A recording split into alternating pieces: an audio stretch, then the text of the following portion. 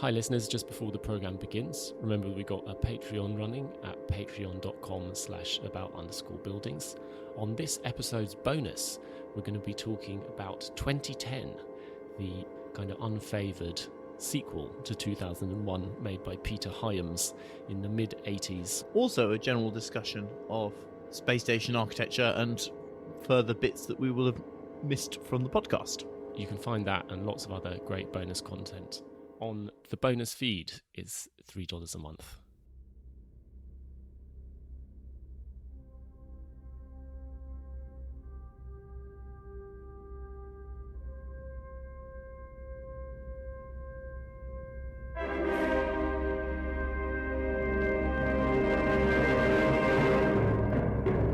Boom, boom, boom, boom, boom, boom, boom.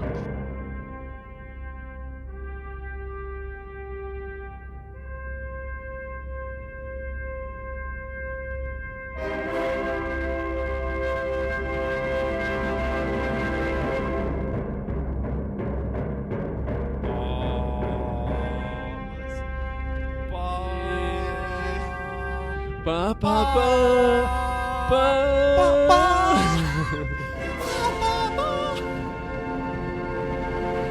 Keeps going up.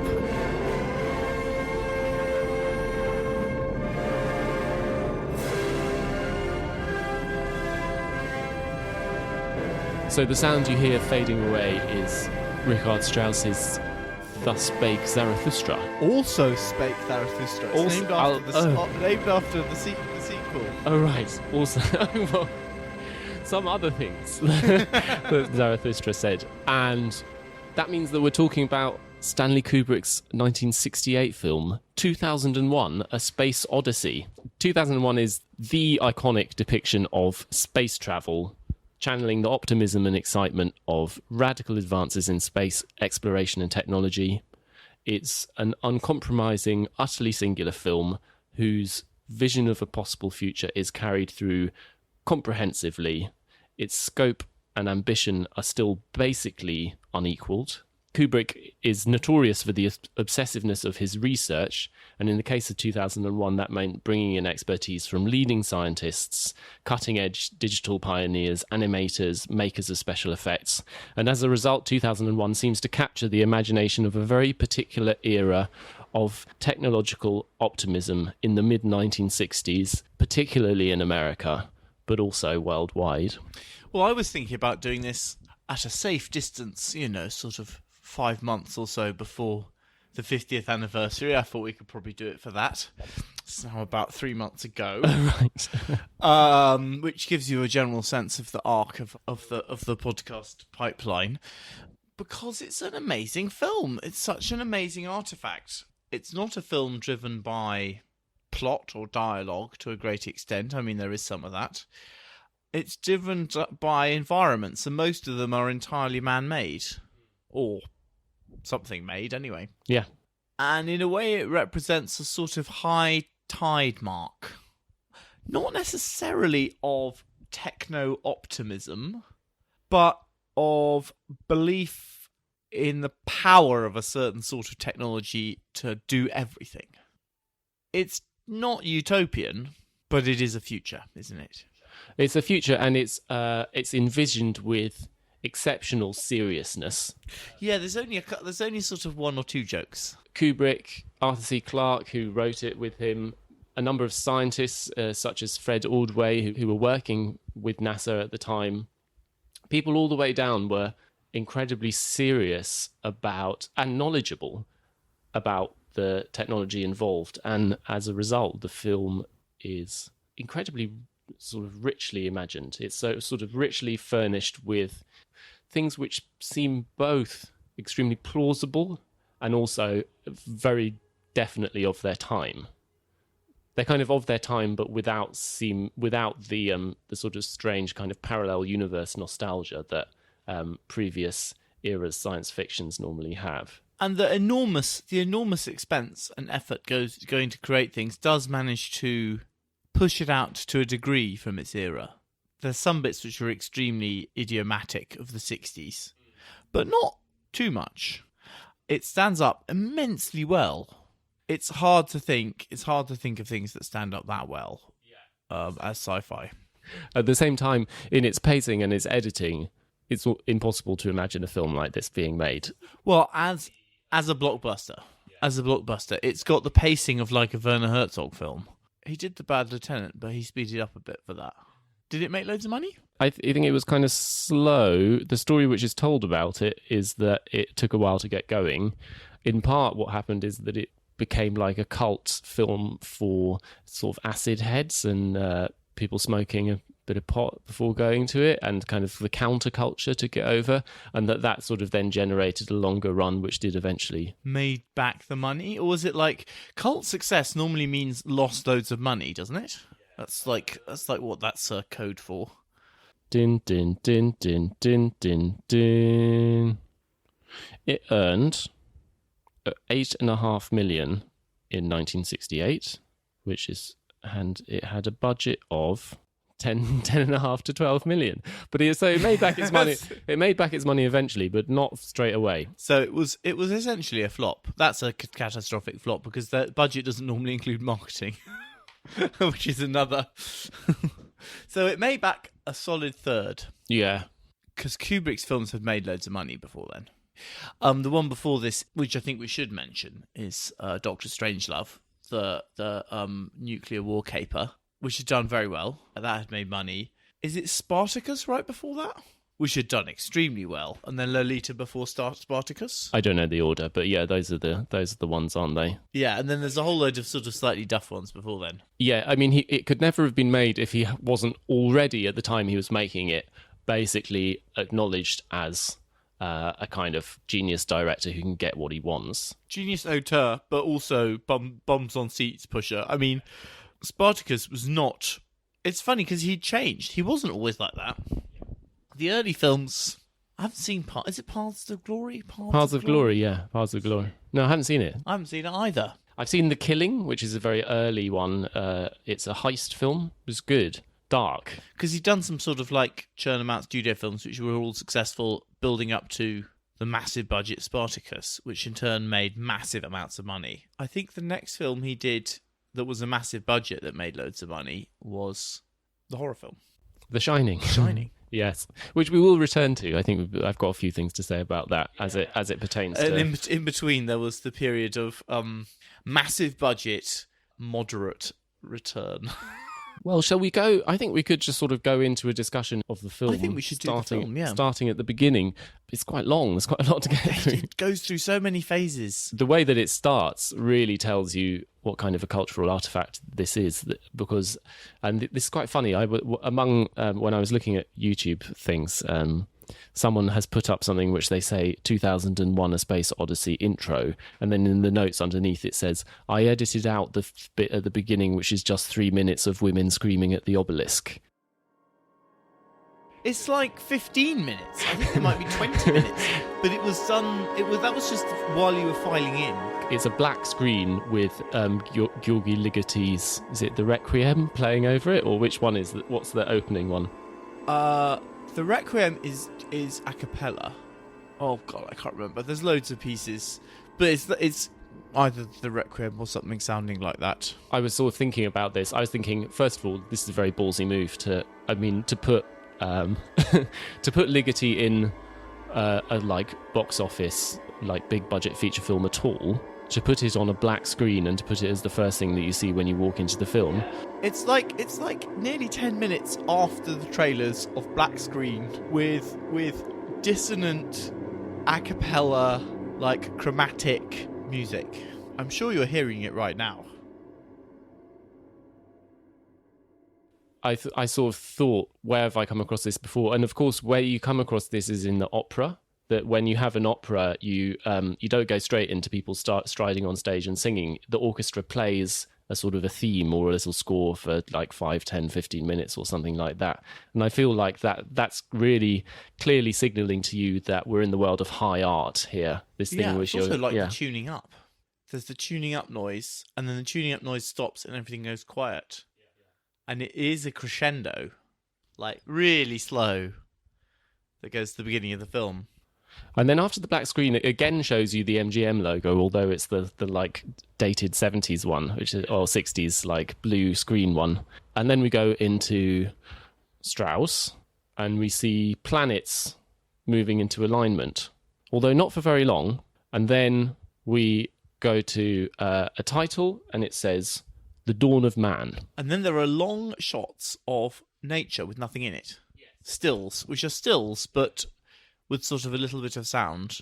There's a whole succession, and there are these sort of rocky landscapes. They're amazing photographs. Really brilliant. Yeah, high density, high definition, kind of incredibly rich color.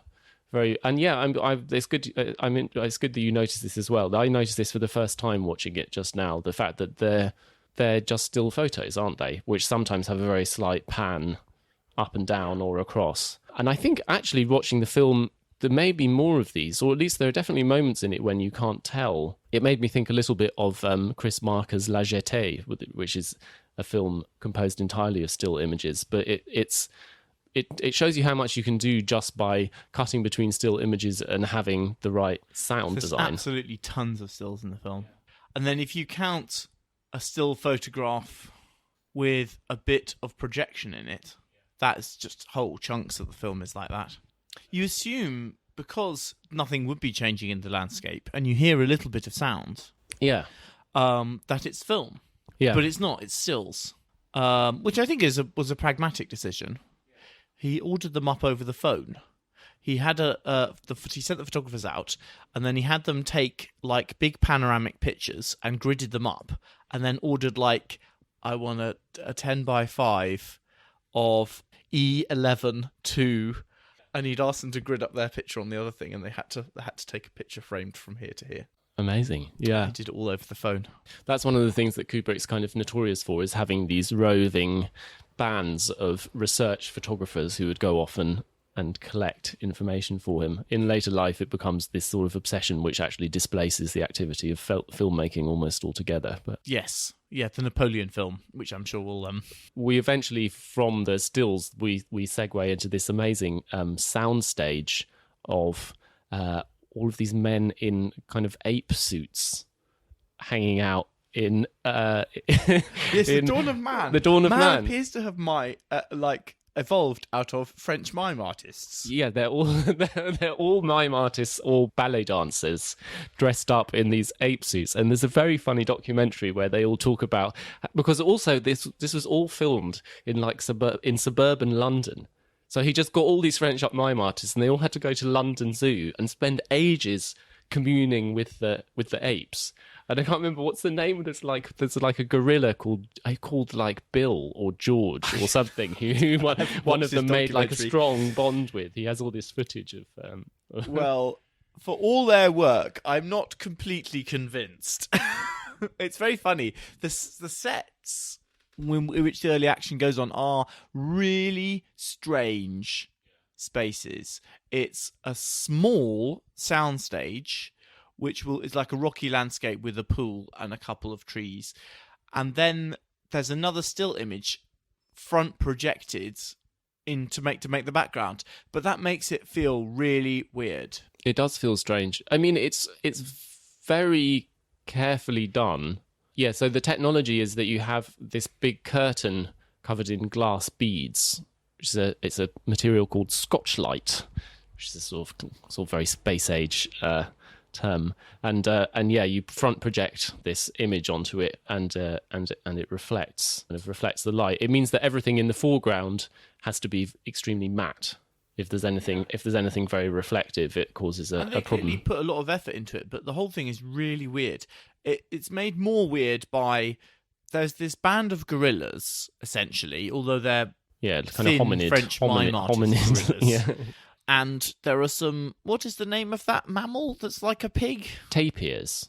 Tapirs. They're tapirs, which I don't think are like a savannah-dwelling animal. I think they're a jungle animal, but they're just like very they're lost. standing all around. There's these tapirs, and then there's these French mime artists, thin French mime artists in gorilla suits, And then there's 2 baby gorillas, and they're all sitting around in a pile of rocks. Yeah, and sort of eating bushes and things. But there's almost no bushes. What they're meant to be doing there is extremely weird. It's a really, really strange collection of things. It's a bit the thing with the tapirs where they're just all living together, and tapirs are just kind of wandering around. And it reminds me of nothing so much as if you ever seen the Teletubbies, who are always surrounded by these enormous rabbits. Like on AstroTurf, just placed around them. But stuff is going to happen to these mime artists. They're going to learn a thing or two. The most important ape in the script is called Moonwatcher. Like, really, the apes are pretty undifferentiated, other than... No, you can't tell that they're characters, but we know from watching the making of documentary that there is a leader. There is one. And also that they all have carefully choreographed mime characters, which is completely illegible. So one of the moments where you can see where the kind of front projection is inadvertently revealed is this moment where there's a jaguar which jumps off jumps off a cliff onto one of the luckless mimes. I've watched this a few times. I have a feeling, I have this memory which I think I've invented, that you can sort of see him trying to pull his trousers up as the jaguar is like ripping at him, but I don't think you can. I think I imagine that. I think Stanley Kubrick, we're going to do 50 takes even if it's perfect, wouldn't have But you can see. But one of the things which it does is that the jaguar's eyes have this amazing green blaze, which is the reflected light coming off the projector, then reflecting off the retinas of the jaguar, which gives it this kind of unearthly kind of, it's kind of a jaguar god almost. It has this quite amazing quality. But we basically follow the trials and travails of these people sitting around some rocks, and there's a little pond. Yeah, they're having a hard time because they have to just eat these bushes all the time, but there don't really seem to be any bushes for them to eat. And they want to go to the water hole, and then there's some other. It's difficult because I think you're meant to see them going to the water hole, and then there's some other apes who are. They have some water, and then some other apes sort of push them off. Yeah, but you can't tell which ape is which, so it's not. Yeah, but you get the idea. There's another posse. I think they should have made the apes different colours. What, black and white? They should have done like a gamut between of different sort of browns and blacks. I think it's fine because this is like delirious beginning of the world mythic time. It's quite good that it's so strange. They talk, like, I haven't watched quite as many making of documentaries as you, I think, but they talk a little bit about how terribly good and realistic this is, which it isn't at all. What it is like a dream.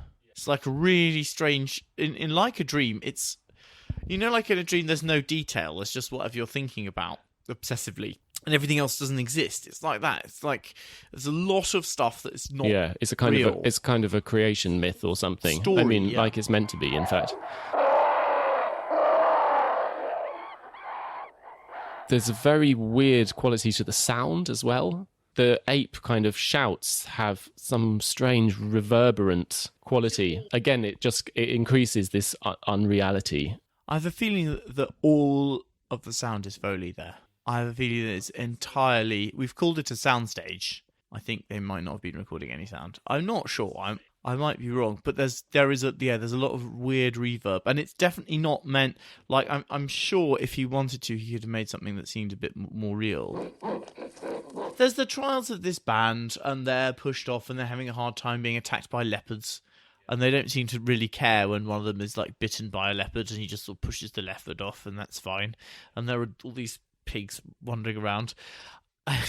Completely bizarrely, and they've got trouble with their neighbours, and then one day the apes are asleep. The sun comes up. Yeah, the lead ape awakes. He's rubbing his eyes. Something strange has happened.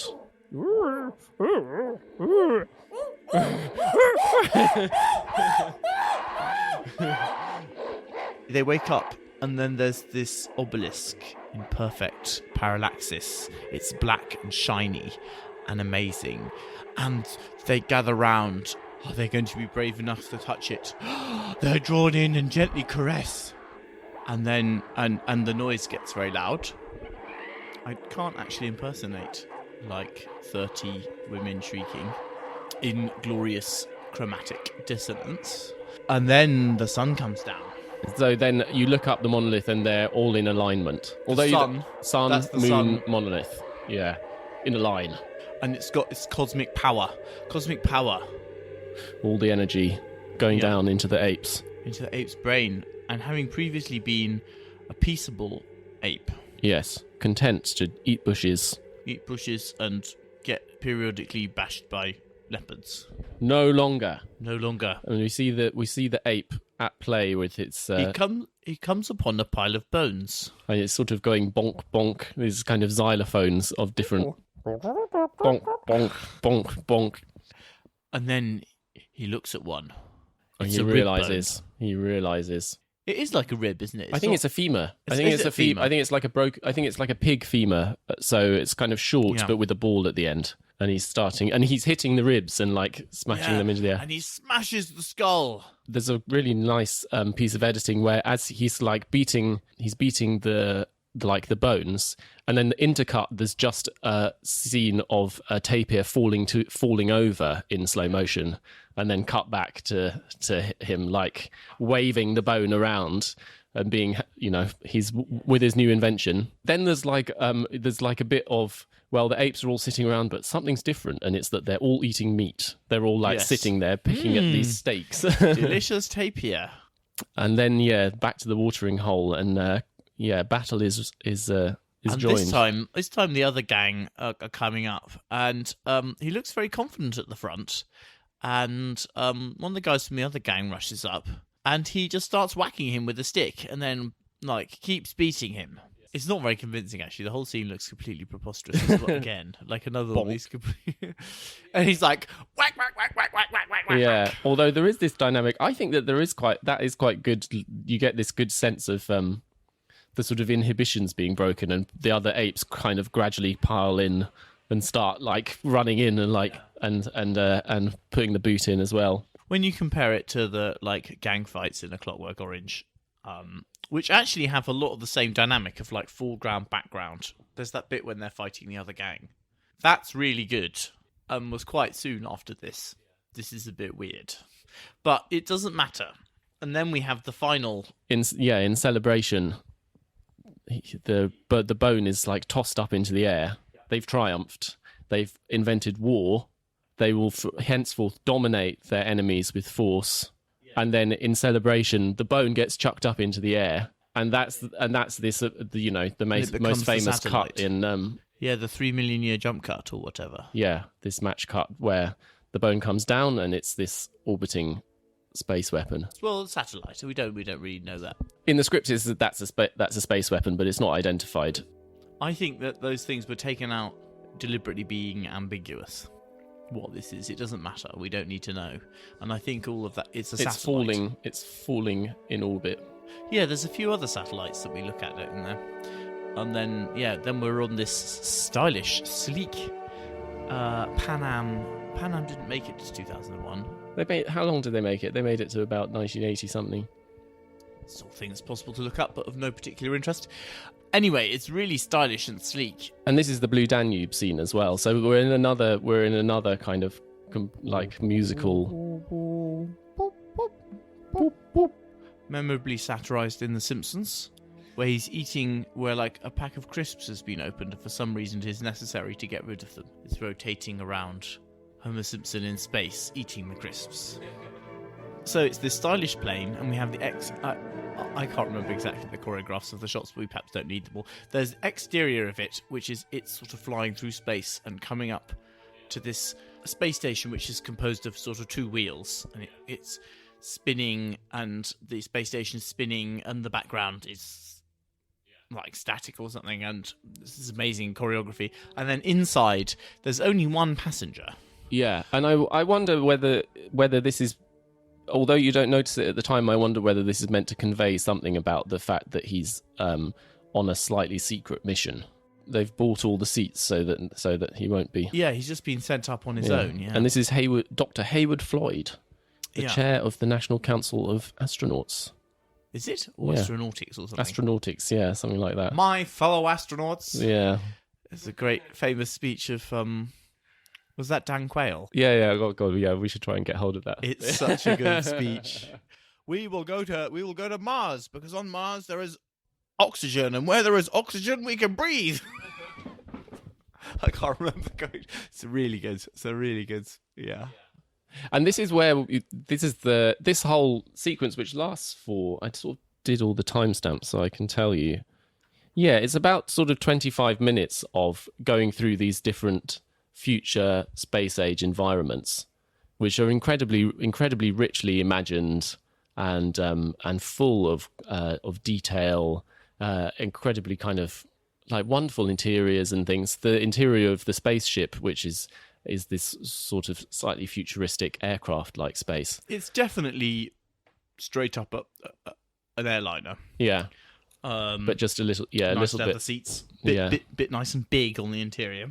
But I mean, this whole sequence, I think this might be a good moment to talk a little bit about, or to locate this a little bit within its context. A lot of the kind of technological ideas for the film, and also the people who helped to create it, come out of this series of expositions, the World's Fairs that were going on during the early 1960s.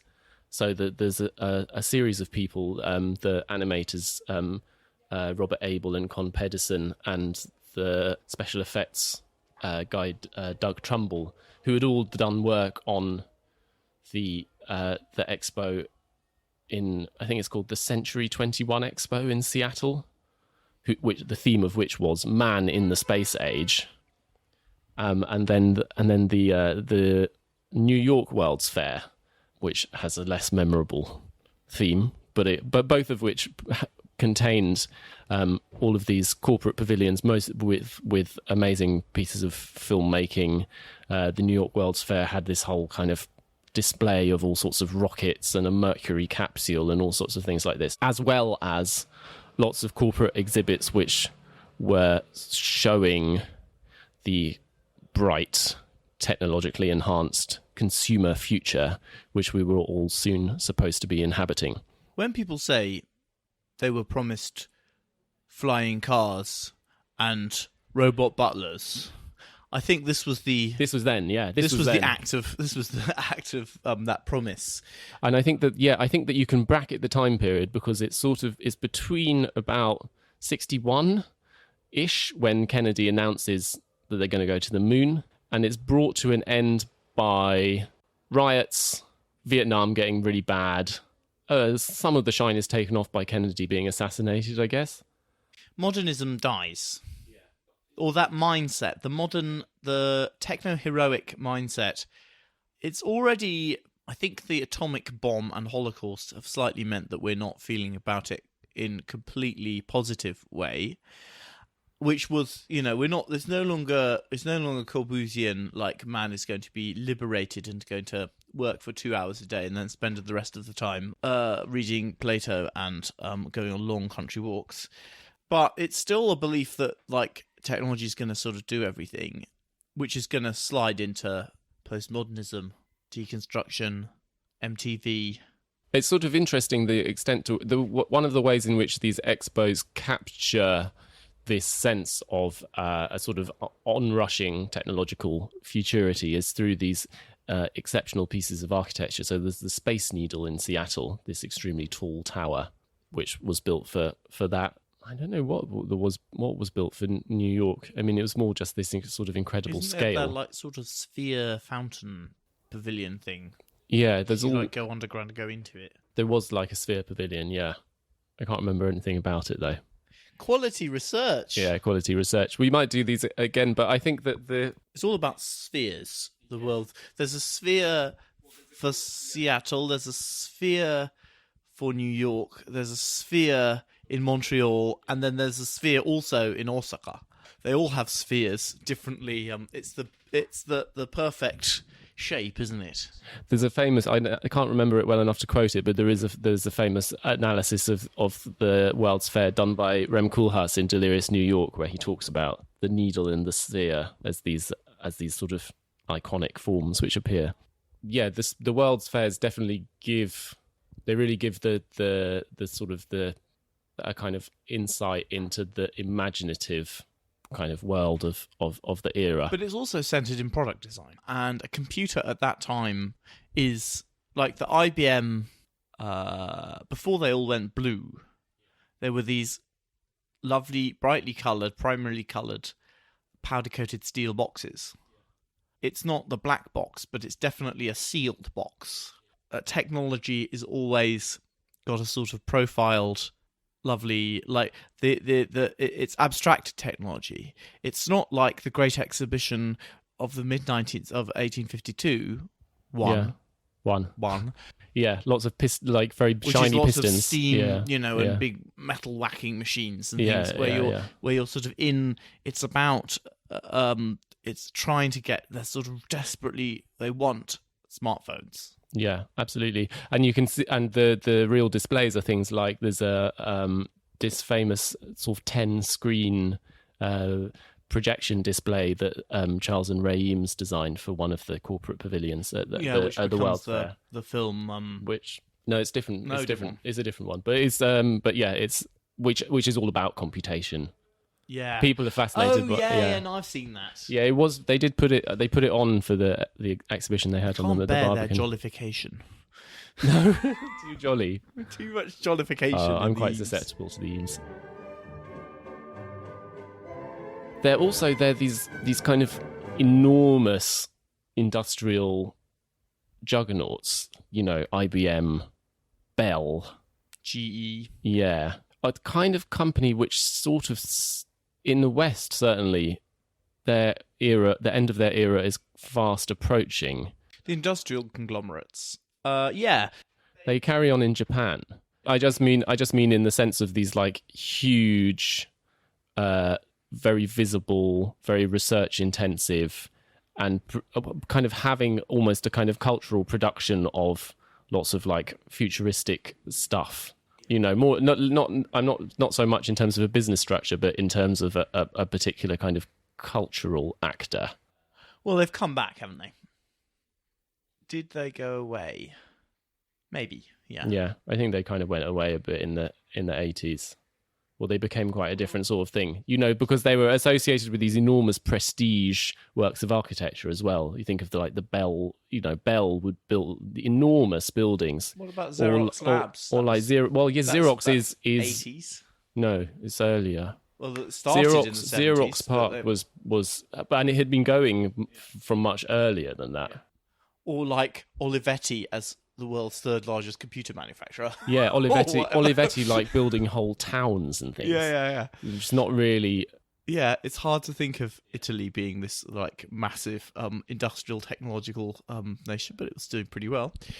And I think that's to do with the prestige of sort of modern prestige, right? I think it's certainly in my mind. I kind of bracket this era between these four expos: Seattle, New York, Montreal, and Osaka in 62, 65, 67, and 70, all of which are massive events. The sensation of the Osaka Expo, which I think we'll talk a bit about maybe a bit more in the bonus content, points to a destabilization of this confident American-led era of technology. I think actually the thing that ends the era more than the Vietnam War or 3 Mile Island or the Kennedy assassination is the oil crisis. The global economic slump of the late 70s or mid-70s. 73, I guess, is when it's... There's 73, there's a big one, and there's a bigger one at the end of the 70s, and that really knocks back the West.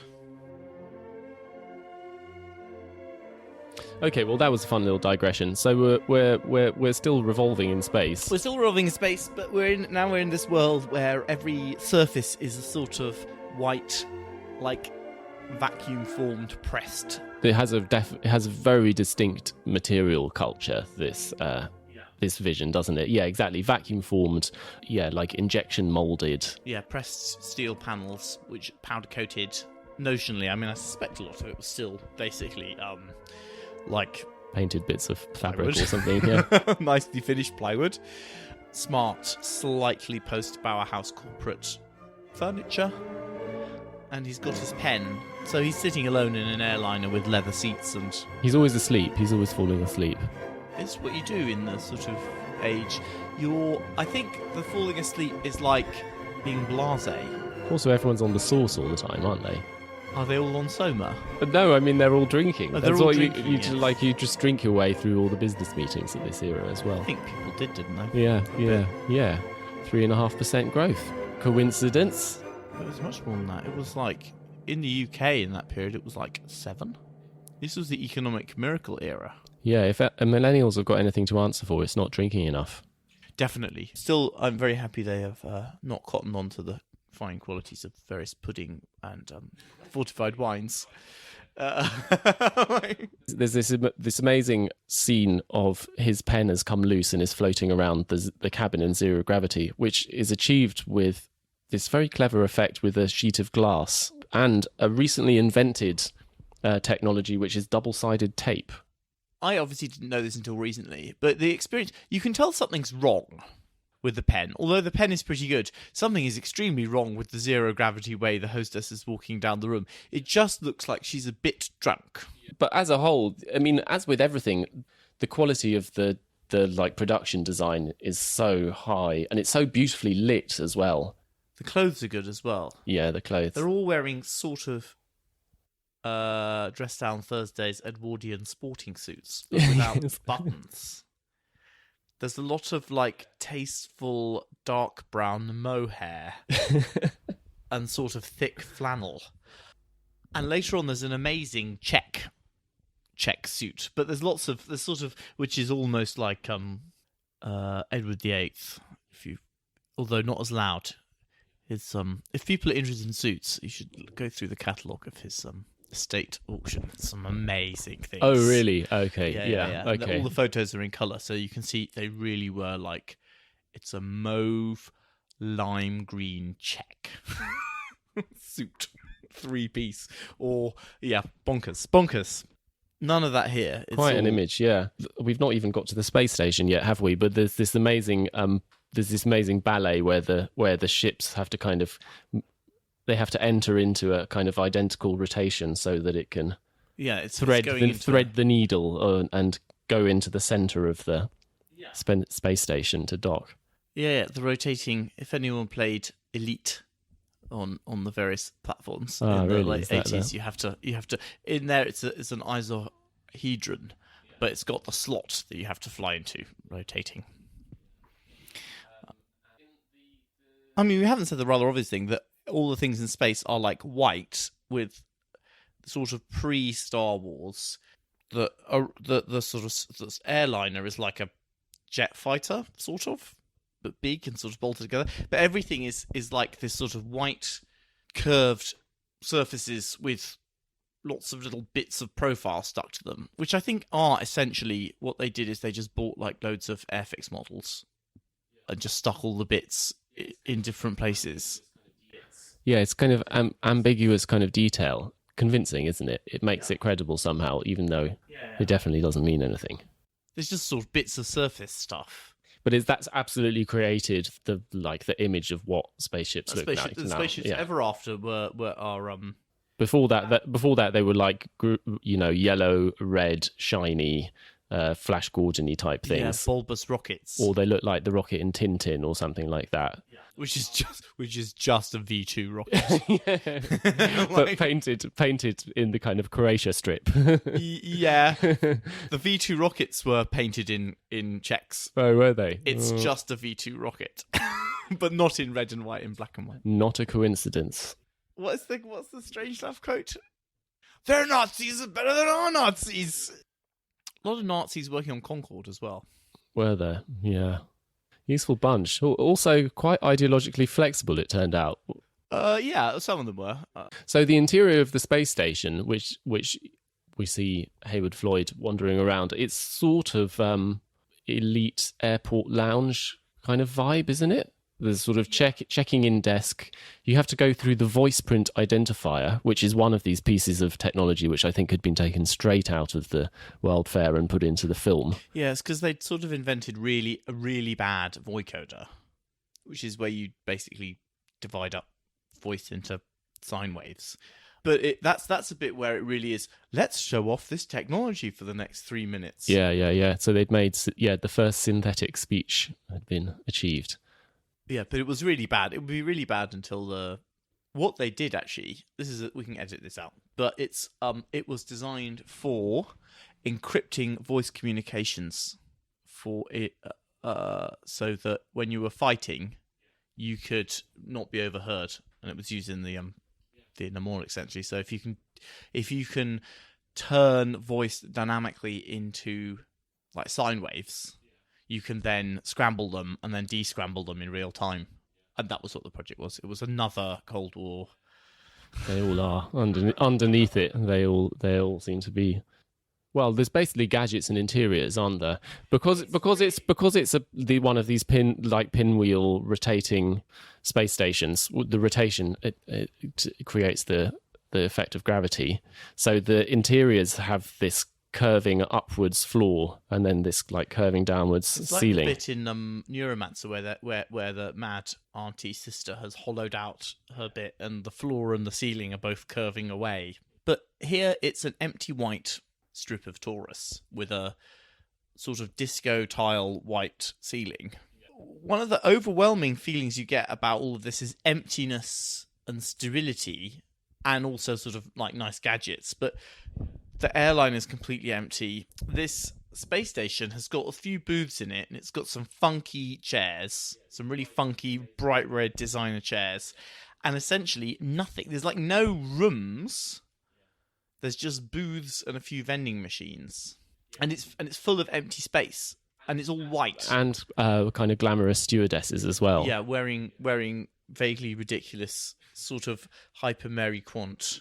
A critical part of the infrastructure are all of these models sitting behind desks and whose clothing is vaguely similar to the sort of wobbliness of the furniture. Yeah, and I don't know. I mean, there's another gadget, which is this video call gadget, which again is something which had come straight out of the World's Fair and been put into the. You go into a lovely sound booth, and he goes and talks to his little daughter, and she's really cute, and I think it's Kubrick's daughter. Yeah, I quite like that she is a very sort of authentic. If you have child actors, they would be kind of unrealistically sensical. They'd be doing lines. They'd be doing lines, whereas she's just kind of you can't understand what she's talking about at all. It's completely you have to coax meaning out of her, and she looks completely mad. And it's good because also all of the dialogue of the grown-ups is super sterile. They all have a slightly informal but fundamentally military bearing. Their ways of talking is jovial, restrained, and sterile. And the spaces are all empty and everything, and every surface is featureless. You never touch down. You never go outside in this film. It's all interiors. And the only exterior is the still photograph of a featureless landscape. And I know the apes are trotting around, but their exterior is so interior. It's in such a claustrophobic little box with a landscape projected around it.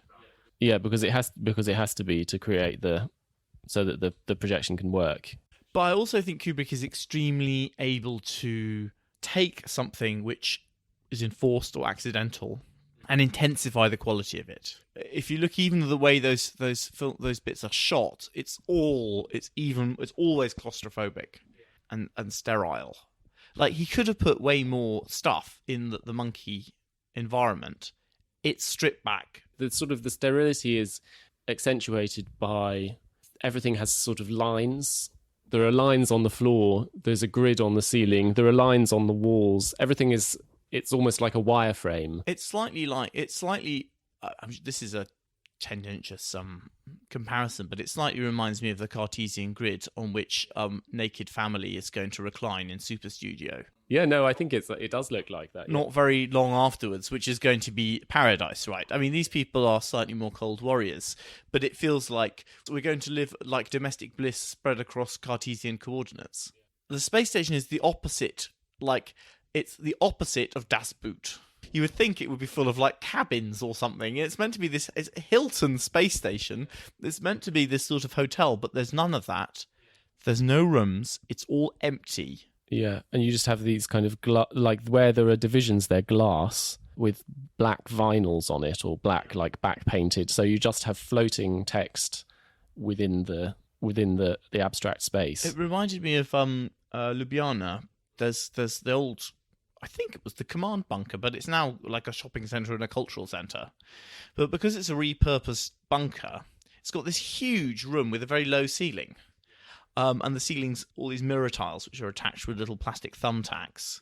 And it's blank, but when I was there, it was full of sort of little booths selling like insurance, or like there was a soundproof one where they were doing some sort of singing contest. And it was this weird, because of the grid, it felt really weirdly Cartesian, like objects laid out in computer space. It's like that. And the way that people talk is like that too. It reminded me of, I think it's observed from military figures, the way they talk. It reminded me of the way one of my grandfathers was in the Air Force through the Cold War era, and he had that, it's very jovial. Like, the idea is to project an era of absolute unruffledness. The people who did it, they never stopped. Like, no, they could never turned off. I think you really wanted that if you were going to give people nuclear weapons. You wanted a safe pair of hands. Unprone to flights of fancy, sir. Yeah, so I mean, so from there's another amazing interior which we go into after that, which is that he's descending to the moon. So we sort of go from one space vehicle to a space station to this lunar descender. This is one of my favourite interiors. It's this incredible... This is where you really see how carefully thought out everything is. Because it's... You sort of start logically like, how would you want to make this thing?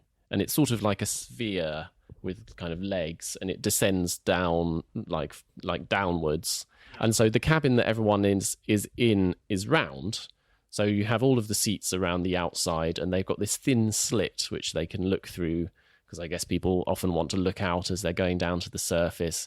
It has these mustard yellow leather upholstery, and then the walls as well have these kind of like thin sort of bolster cushions, which is the wall. There's some excellent, totally egregious stewardess wear here. This is where they have the sort of white ball-shaped bobble headwear, which makes them look like the aliens from Mars Attacks or something. Yeah, it's very silly, but it's quite sort of stylish and very period. It would be plausible that Twiggy would wear such a concoction. Alongside the interiors, the other thing which we're cutting to a lot, because although there was one conversation on the space station, essentially we're just seeing a long period of him travelling.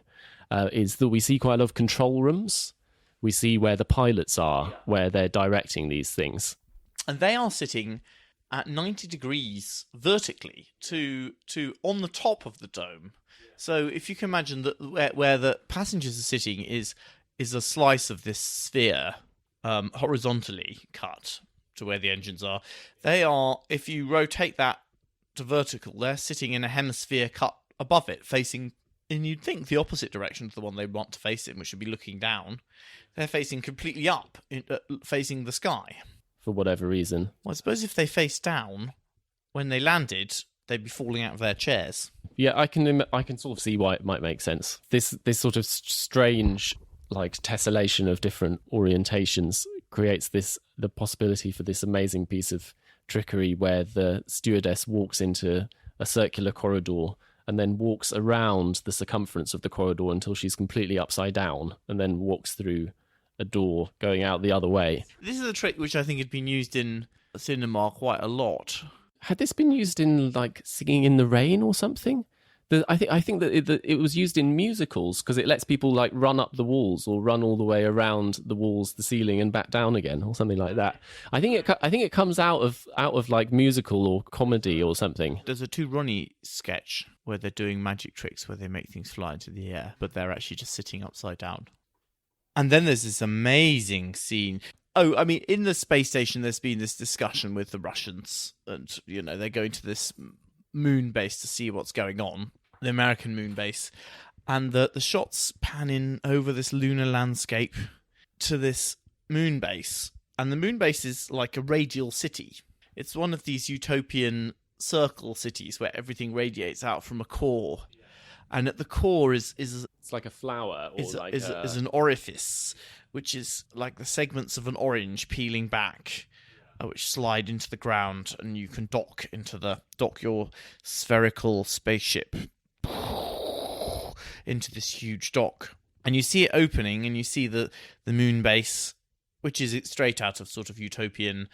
Is Elon Musk's future city a sphere, or is it a grid? I mean, a circle or a grid? I can't remember. I don't know. Has he designed a city? I don't think he's designed anything, but there's lots of graphics. No, I don't think there's a great collective vision. It's going to be ultra capitalism, isn't it? Isn't it going to be like sea steading or something? There's going to be a lot of people driving around, making a mess of the place, and no one has proposed that what we could do is just ship all of the most destructive people off. Thereby, everyone's like, oh, you're not going to save Earth by shipping everybody off to Mars. We could ship all the billionaires off. Their wealth would stay here. It is not possible to take it away from Earth. But they'd have great fun. Anyway, my thought about space. I think we should take that out, and we should also take out my thing that the future of space travel should be. We should admit it's just for funsies. This is something that people really seem to struggle with. Anyway, and then we are inside the giant airlock, and there's this amazing scene of this circular rocket coming down. Yeah, it lands in this sort of spray of rockets, and then is lowered in a lift, and the dome closes, and you see all of these. This is another thing that's really been ripped off by Star Wars, but never as successfully. You see through all of these huge glass planes, like people just like moseying around in offices, and there's like a big screen with control boards, and people are wandering around, and they're all over the place in this huge. Yeah, extraordinary. Because I think it was filmed in 70. It was filmed in 70 and 35mm. Or it was filmed in 70mm and then downscaled or whatever. And so it's another one of these things like the Jacques Tati, where it's this huge set and an incredibly slow scene. Don't you think that's a model shot when they've put those in afterwards? Oh, I'm sure they're all projections. I'm sure all the activity is projections, and it's a thing. Yeah. It'll be a big box. But that's not what it is immersive. Yeah. You absolutely, you see, these little brightly lit sort of big windows with all the different rooms. Yeah, Admiral Akbar. Yeah. Fluttering around to whatever. And all the it's very red as well. I think there's a few things which it does wonderfully well. One is how slow everything is. That he manages to use slowness and this kind of this very slow, inevitable movement, which also gives everything a sense of massive-ness, isn't it? The way the smooth, slow you have the time movement. to see all of the things in this space without them being shown to you. It's like when you're like in computer game design, you've got to create the impression of choice of where you go makes things feel much bigger. And having the thing be slow and you suddenly seeing all these different things. Now, actually, your eye is being led to them in various ways. But it creates the impression that this world is absolutely vast because really you're navigating it yourself rather than being dragged there. And there's so much stuff going on all at once. It just creates this amazing, exploratory, vast landscape.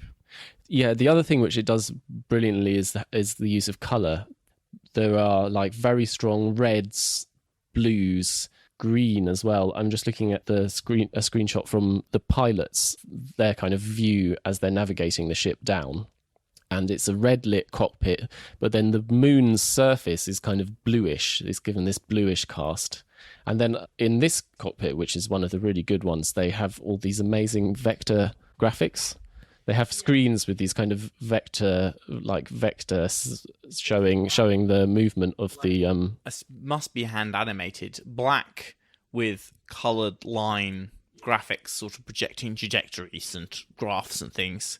If anyone's seen the BBC Hitchhiker's Guide to the Galaxy series, there's all these animations just like that as well, which it became, I think, for a generation the notion of what computers were, which is like black graphs. Lines, sort of animating in different primary colours, but also beautifully designed, really, and loads of them going on at once, and they look just really and totally luscious graphs. Kind of convincing as well. And like again, you just think, oh yeah, of course, that's just a part of the world. This is the system which they use to get down. And the other thing that comes up every now and again is you have like different primary colours and then this big sans serif font, and it will have some like command code like RND-5, Yeah. which is as if that's the new thread that's come up in the computer to process. Yeah. We're processing number 5, and those sort of flash up like different, like, you know, watching the task manager on your computer, going through all its different threads. But I mean, that's the climax, isn't it? This amazing scene of it going down into the sort of space dock, and then we're we've missed he's had a meal as well. This the one meal's this one very is funny. there's 3 different sorts of food that people have in space, and this is the first sort of food. This sort is, you get a tray like an aeroplane tray that they used to have, and it's got a grid of different, you know, like those little fruit juice cartons you get in your lunchbox. And they've got, one is corn, and one is like carrots, cabbage, one is like chicken, turnip, and they all have these beautiful little painted illustrations. Yeah, of them. nice, like sort of a nice wholesome supermarket circa 1980 or something, you know. Yeah, and you kind of like pick them up and you're like, corn, chicken. I think carrots. actually they've all just got straws popping out of them, and you just suck on this one. You have a bit of chicken juice and a bit of like corn juice, and he's got quite a lot, like 8 or something. It's so good, and you just see like how many amazing sets they made, because the stewardess has to go and get. They made sets they didn't even use. They made whole full life sets that were just like, nah, I don't feel like that one. They have, there's a special machine, like the trays are coming out of a special machine. That's a set which she goes in once to take them out and then brings them in. Then there's a full set all the way, which must be all the way round. And then there's the corridor set, and then there's the pilots. And these are like, there's like 4 or 5 amazing interiors for this scene, which is like a wordless transition scene. But the whole thing has been wordless transition scenes. There was a conversation on the space station, which did a bit of like what's going on, and then there will be essentially a conversation in the moon colony, both of which added together is probably 5 minutes. And your thing will tell us how far we've got into the film. We are so when we go down through the flower thing, we're at about 40 minutes. Yeah, so we've had one conversation at 40 minutes, and then there's going to be another one in 5 minutes. Yeah, so time. we have this like long meeting in the space station. Oh, do you want to finish talking about space food, or should we come back to it? I think that's the first meal. That's the first space meal. Actually, I think it's the best one. But I mean, the good bit of it is like there's this computer console, and you sort of press up chicken, corn, something. And then a tray pops out, and it's got all of the little Tetra Paks in it. It's not like... In reality, there would be like a huge, horrible storeroom with shrink-wrap pallets full of like corn Tetra Paks. But actually, it comes out like... Yeah, everything getting the problem that I had with Tatty, which is that I'm sure I'm remembering details which don't exist in the film. But I'm sort of imagining it like shrink-wrapped thing pops out. Yeah, no, it kind of there's like a slot, and they come down and out, and the whole meal is dispensed, but there's nothing like there's no labour saved in dispensing because it's just like a number of square objects put into a tray. So they go into the space station. He's welcomed into the ground station. We just cut straight to this meeting room full of men in suits. And this is one of the more claustrophobic sets, actually. It's kind of... this one actually feels a little bit more genuinely like you're in a real place. It's low and fairly small. There's a table. There are these huge light panels on the walls around, which make it feel a little bit like the room that the Leonardo da Vinci Last Supper painting is in, with its sort of big square planes, and they're sitting around a table. I mean, again, actually, this one is really well lit because it's like badly lit. Like the room has has this kind of institutional sort of slight lab lighting. Yeah, like the lighting is the huge wall planes. And they sort of mill around. There's a nice bit where there's the photographer, and the photographer's taking pictures with his gadget camera in his like ridiculous jazzy suit. And they're all doing pleasantries. Yeah, these kind of inane conversations. Until he leaves. And then the matter at hand is going to be discussed, and everyone has been had to be very secret about the goings on at this base. Do we need to talk about what happens? Well, I think, we should just say the monolith's back. Yeah, they found a monolith. They found it. It's on the moon now for some reason. It's on the moon now. And it's been there for 4 million years. Yeah, and it's a magnetic anomaly. They've dug it up, and they're going to go out and have a look at it. Yeah, so they go out and they get up into their spacesuits, which are in a natty orange, and they go on the space bus. And the space bus is a sort of long, oblong craft, another one of these white curvilinear things with lots of bits of plastic stuck to the outside of it, which looks great, and it's got lots of rocket nozzles. Kind of narrow as well on the inside. It's got this sort of narrowness. There's more space food. They have space sandwiches. This one is really funny because what they've got is they've got like a whole box of the sort that you would take on a picnic, and they open up, and inside they've got really revolting looking cellophane wrapped white soggy sliced bread sandwiches with all the crusts cut off. It's kind of implied that the fillings are synthetic as well, aren't they?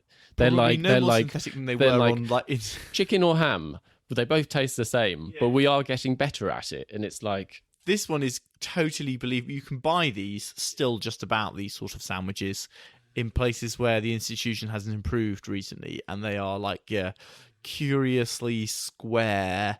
Not only can you not tell the difference between the chicken and the ham, it's quite difficult to tell the difference between the bread and the filling. You know, that was an excellent speech you gave us, Haywood. It certainly was. I'm sure it beefed up morale a hell of a lot. Thanks, Ralph. Oh, by the way, I wanted to say to both of you, I think you've done a wonderful job.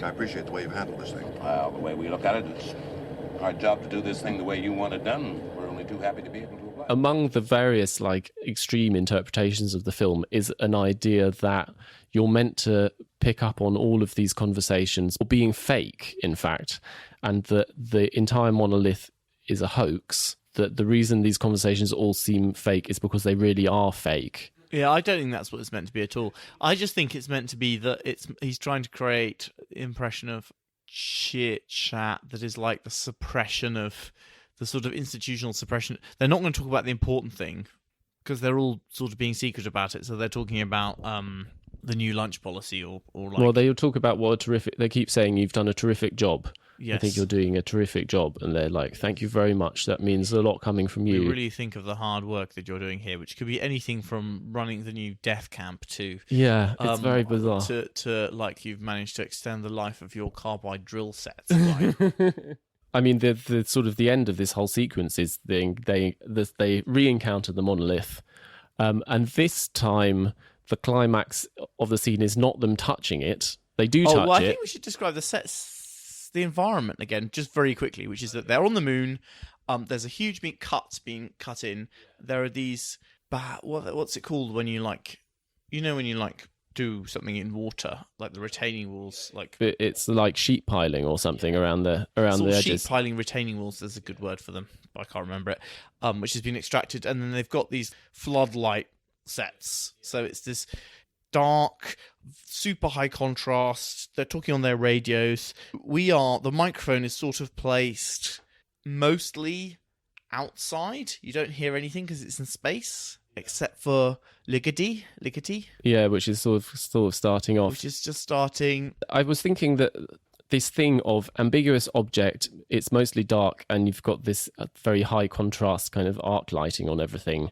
Has become an absolute visual... Low key lighting, or is it high key lighting? Yeah, I don't know, but it's become like an absolute cliche of cinema now, hasn't it? Like, the horror that's been unearthed, and it's because of this amazing effect of sort of very high contrast. You get these very, very bright reflections, and it gives everything a kind of slimy, ambiguously wet and dry kind of look, and also these very deep shadows which could contain anything at all. It's because it's so much better than... Like, this was being filmed like a year after the enormously anachronistic feeling Quartermaster and the Pit that used to be on British daytime television seemingly every other day, which has got the same thing where they unearth something deep in the earth and it cannot be touched by... And, it contains a bit... And there it's like, there's a couple of boffins gather around and stroke their chins and feel like they're wearing, overalls and stuff.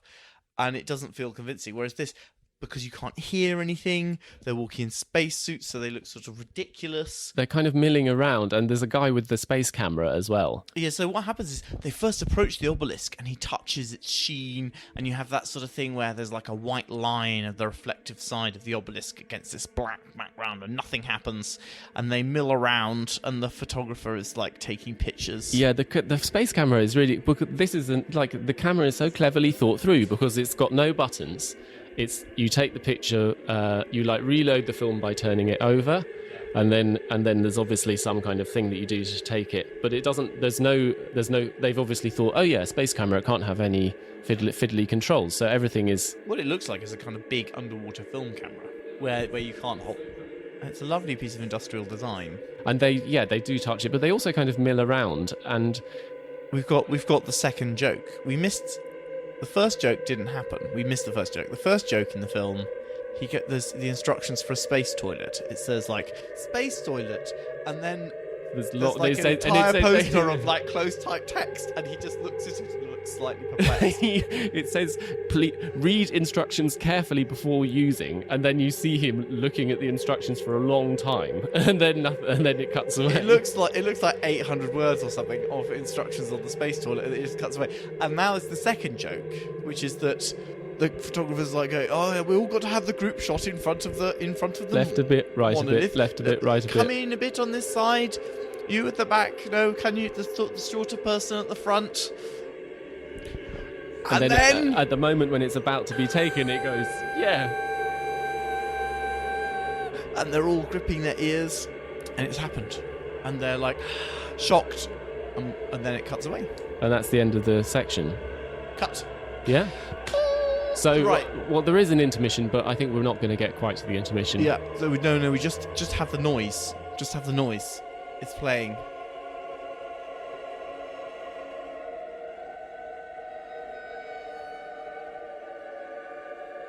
We're going to pause there because the episode is getting very long.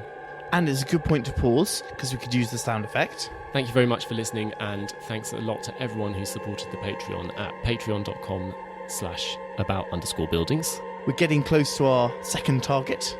The first one was a bit of a dummy target. It didn't come with any benefit. The second one comes with an attempt to guarantee content. It will be a big help if we can get there.